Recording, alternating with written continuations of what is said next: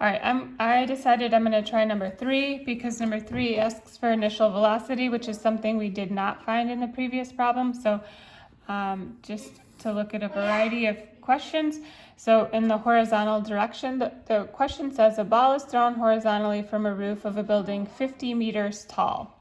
50 meters tall. So I have my building over here, right, and it's 50 meters tall. Right, and a door. All right, this height here is going to be 50 meters. And then it says it lands 45 meters from the base of the building. So this is going to be 45 meters. So I have an initial velocity in the vertical of 0 meters per second. Always when you are having a horizontal launch problem, your acceleration is always going to be negative 9.8. In the vertical direction, I've given a displacement. I'm going from a higher position to a lower position, so my displacement is going to be negative. And I was also given, I'm looking for my initial velocity. I've been given a displacement in the horizontal, 45 meters from the base. And this is it. So I don't have time. I don't have enough in my horizontal. Hopefully you can see. But I do have enough in my vertical, so I need to find time in my vertical, apply it to time in my horizontal to find my initial velocity, and then we'll go through and answer the rest of the questions. So we're going to use this kinematic to find my time because I have my acceleration and I have my displacement. We just need our time. So we rearranged it up here. So my time is going to be the square root of 2y over g.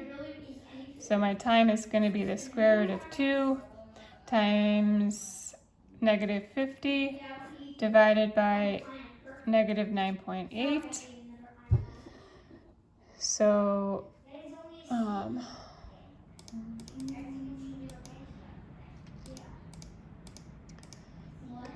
square root, that gives me a time of 3.2 seconds.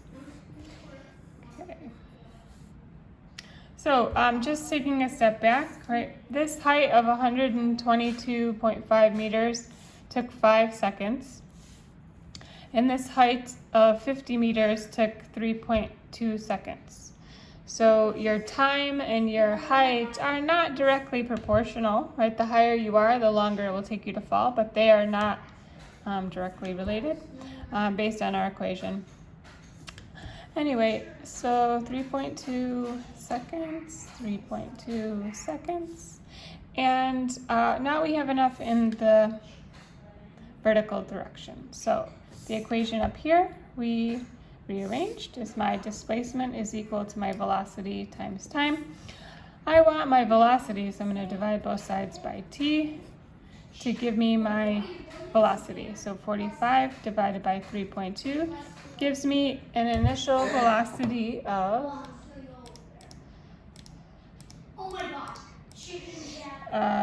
14 meters per second. And this is my velocity in the horizontal because for a horizontal launch, I do not have any velocity in the vertical. So this is my velocity in the horizontal. Okay, that is A. B says, what is the ball's final horizontal speed? Final horizontal speed. Right. This is a conceptual question. Because there's no acceleration in the horizontal, the final and initial velocities are going to be the same. Right? The final velocity is going to be 14 meters per second.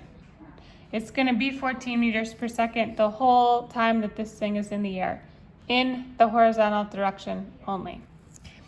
C asks for the final velocity in the vertical. In the vertical, we are accelerating, so we're going to use these here. Right, we have our height, so we could use this equation. We have our time, so I'm going to use this equation. If you use either or, it'll give you the same number. but there's a little more math using the other equation. So negative 9.8 times time of 3.2.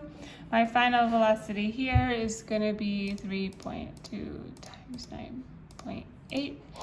Gives me negative 31.36 meters per second. This is my final velocity in the vertical direction, and then it asks for what's the total final velocity. So I'm going to make my little triangle. I've got some velocity in the horizontal, and I have some velocity in the vertical. 31.36. Right, and I want to find this resultant. So I'm going to do, this is for part D, I'm going to do 14 squared plus 31.36 squared is equal to your velocity total squared. I hesitate to use this. I don't normally use so many decimals, but whatever. Plus 14, take the square root. So my velocity total is going to be equal to 34.34 meters per second. And this is in the south. They'll always, for horizontal launch, they'll always be in the south east quadrant, just because of how we draw our diagrams. But this angle here is what we're looking for, right? We would find the interior angle and then subtract the interior angle from 360 to give us our total angle away from east. But I'm gonna choose not to do that. Okay.